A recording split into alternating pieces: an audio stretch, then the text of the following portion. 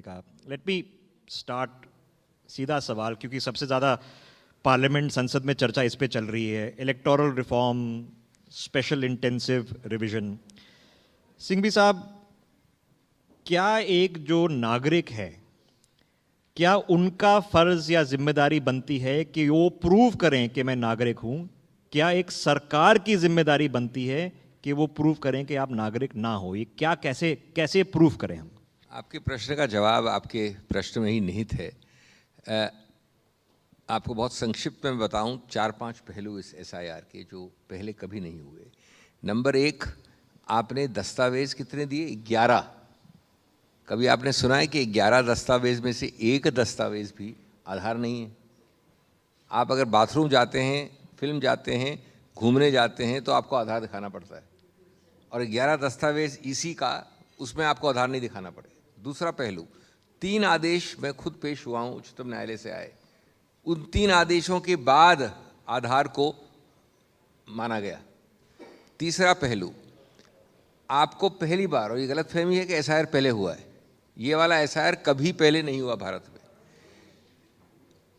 आपने पहली बार सामूहिक रूप से एक प्रदेश को लिया, एक्स प्रदेश मान लीजिए आप, पहले वो बिहार ले लीजिए, कोई और प्रदेश, सामूहिक रूप से आपने कहा कि जितने 7 करोड़, उसमें से हम इतने करोड़ एक तिथि के पहले अलग कर देते हैं, बाकी जितने 4 करोड़ बचे या 5 करोड़ बचे, वो सब मेरी लिस्ट में अतिथि हैं, गेस्ट लिस्ट है मेरी। किसकी? इसी की। और वो गेस्ट लिस्ट, अतिथि लिस्ट इसलिए है कि जब तक आप प्रमाणित नहीं करें कि आप नागरिक हैं, तब तक आप टेम्पररी, अस्थायी रूप से अतिथि हैं। आप यानी नागरिक, जो आपका प्रश्न है, नागरिक ये स्थापित करे, प्रमाणित करे कि मैं नागरिक हूं, और अगर आपने स्थापित नहीं किया, प्रमाणित नहीं किया, तो आप मेरी अतिथि लिस्ट से हट जाएंगे। ये है सच्चाई। एक और पहलू, आपको ये जो कानून बनाए, देखिए, एक हमारे, मैं टेक्निकल नहीं होना चाहता, लेकिन हमारे संविधान में कहा गया है कि चुनाव आयोग के पास अधिकार क्षेत्र है सब करने का, लेकिन साथ साथ एक और प्रावधान है, उसके 2 प्रावधान बाद, 327, कि जहां संसदीय कानून है वो कानून का पालन सबको करना पड़ेगा, उस कानून के विरुद्ध चुनाव आयोग भी चुनाव के विषय में चीज़ें नहीं बना सकता। तो वो संसदीय कानून में कहाँ है ये फॉर्म जो एन्यूमरेशन फॉर्म बनाया इस बार? संसदीय कानून में फॉर्म 4 है, फॉर्म 6 है, फॉर्म 7 है, आपको डालने के लिए, आपको हटाने के लिए। जो अब फॉर्म इशू किया है ईसी ने, वो कहीं भी केंद्र संसदीय कानून में नहीं है।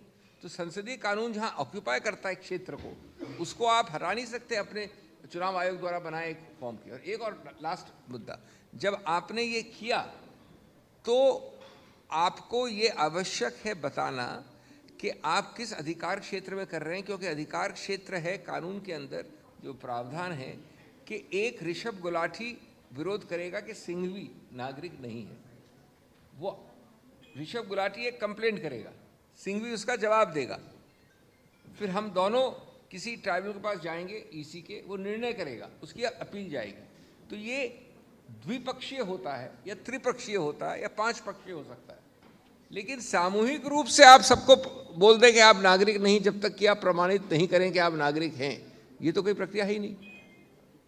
तो ये इतने सारे मैंने आपको 5-6 बहुत विशेष, बहुत गंभीर और बहुत व्यापक कुरीतियां बताई हैं। डॉक्टर सिंघवी, लेकिन अभी बिहार का आपने मेंशन किया, अभी बिहार में चुनाव हुए हैं, ये पूरी एक्सरसाइज एसआईआर की बिहार में हो चुकी है, 3.5 लाख वोटर हटे हैं, 21 लाख नए वोटर जो 18 साल की उम्र प्राप्ति कर रहे हैं वो ऐड भी हुए हैं, स्मूथली गया है, सक्सेसफुल गया है। क्या ये ट्राइड एंड टेस्टेड नहीं हो गया?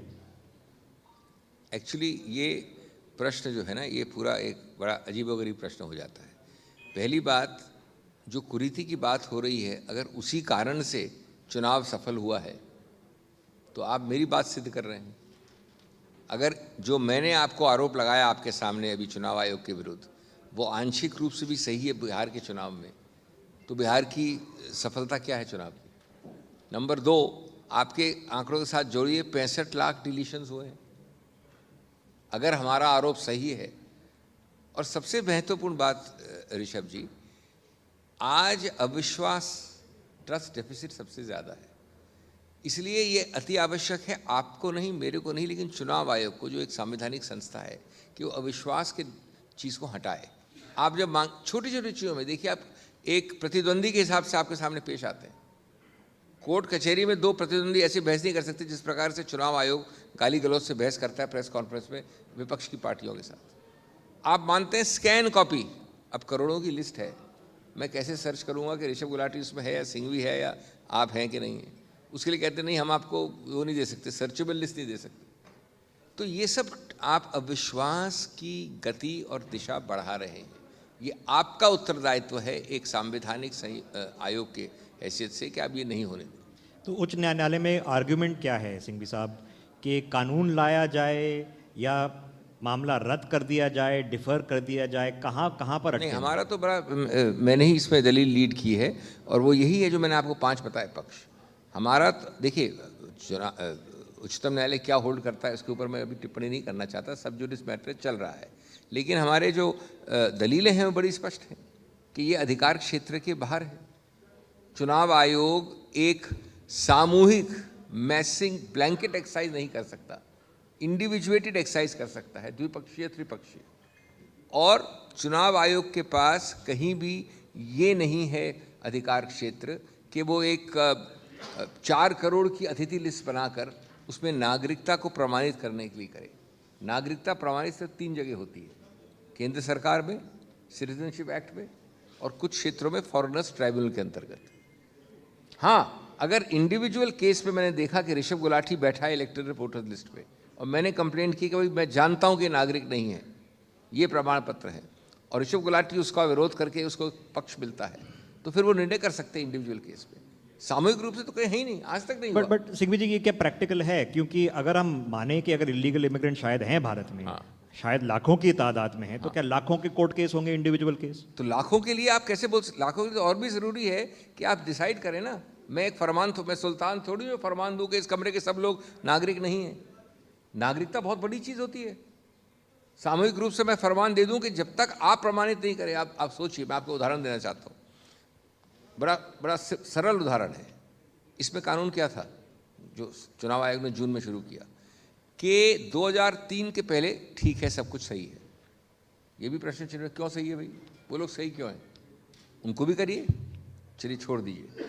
दूसरा जो कैटेगरी है 2003 के बाद, उसमें उन्होंने 3 पक्ष बनाए। मैंने उच्चतम न्यायालय को खुद को कहा कि ये टेस्ट कसौटी तो सुप्रीम कोर्ट जजेस आप और मैं भी नहीं कर सकते सेटिस्फाई। 3 ये है कैटेगरी। एक है जिसमें एक तारीख दी गई है, उसमें आपको अपने दोनों माता पिता का बर्थ सर्टिफिकेट और अपना भी देना पड़ेगा। दूसरी कैटेगरी है जिसमें माता या पिता का एक सर्टिफिकेट खुद का, और तीसरी कैटेगरी जिसमें आपको सिर्फ अपना देना पड़ेगा। मैंने कहा और मैं वापस दोहरा रहा हूँ कि इस कमरे में जितने लोग बैठे हैं, मैं आपको चुनौती देता हूँ, कितने लोग अपने माता पिता के सर्टिफिकेट दे सकते हैं? हाथ उठा दीजिए, सच बोलना हो तो। अगर आप इस आधार पे कहते हैं कि क्योंकि इस महिला ने अपने माता पिता का सर्टिफिकेट नहीं दिया इसलिए मैं मानता हूं कि नागरिकता इसने प्रमाणित नहीं की, जबकि ऋषभ गुलाटी ने कोई कंप्लेंट नहीं की इनके विरुद्ध के नागरिक नहीं है, ये किस प्रकार की मजाक है? और आप जो कहते हैं जब करोड़ों लोग नागरिक नहीं हैं, वो कहां है ऐसे करोड़ों लोग? तो 13 और ये अधिकार क्षेत्र चुनाव आयोग का कैसे है?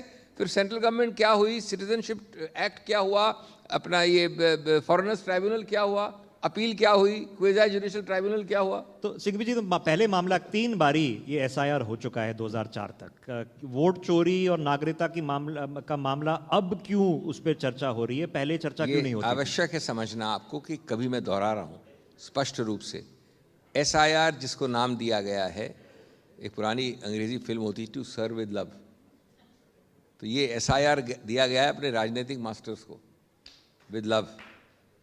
तो ये एसआईआर कभी आज तक कभी पहले भारत में नहीं हुआ। एक इसका सिर्फ उदाहरण है छोटा सा, ठाकुर द्वारा में 1980 साल याद नहीं आ रहा, कोई 21,000 वोट हटे अल्पसंख्यकों के और 16,000 ऐड हुए, उसमें इन्होंने एक पूरी एक्सरसाइज की थी एसआईआर की। वो किसके? 21,000 और 16,000 के लिए। कभी नहीं हुआ कि एक प्रदेश के 4.5 करोड़ लोगों को मैंने सामूहिक रूप से करार कर दिया कि आप एक अतिथि लिस्ट में हैं, अस्थायी रूप से हैं, जब तक आप प्रमाणित नहीं करते कि आप नागरिक हैं, मैं कुछ दिनों में आपको हटा दूंगा। सिंघवी जी, बिहार में चुनाव हो गए, बंगाल में आ रहे हैं, असम में आ रहे हैं, अगले साल 3-4 महीने ही रह गए हैं। जब तक इस पे सुप्रीम कोर्ट का निर्णय नहीं आता, मॉनिटर्ड प्रोसेस है, अभी प्रोसेस जारी है, तब तक क्या स्टेट गवर्नमेंट को कोऑपरेट करना चाहिए कि जो आपके अफसर लोग हैं जिनको काम सौंपा गया है कि वो काम करें? कि कोऑपरेशन का भी तो इशू है ऑपोजिशन स्टेट्स में। ये भी एक गलत धारणा फैलाई गई है, विशेष रूप से केंद्र सरकार द्वारा। चुनाव आयोग का कम है इसमें रोल। इसमें कोई ऑप्शन नहीं होता, कानून बड़ा स्पष्ट है। ये शब्द कोऑपरेट, सहयोग, क्या शब्द है? आपको मालूम है कि चुनाव के नोटिफिकेशन के बाद और उसके अलावा चुनाव के कार्यों में अगर चुनाव आयोग की हिदायत है तो उसका पालन करना अनिवार्य है कानून में। अब हुआ क्या है कि कितना गलत बात है, कई लोगों ने आत्महत्या कर ली है। आत्महत्या कोई आसानी से तो नहीं करते, हम हर दिन तो नहीं करते। उसको असहयोग मानेंगे आप?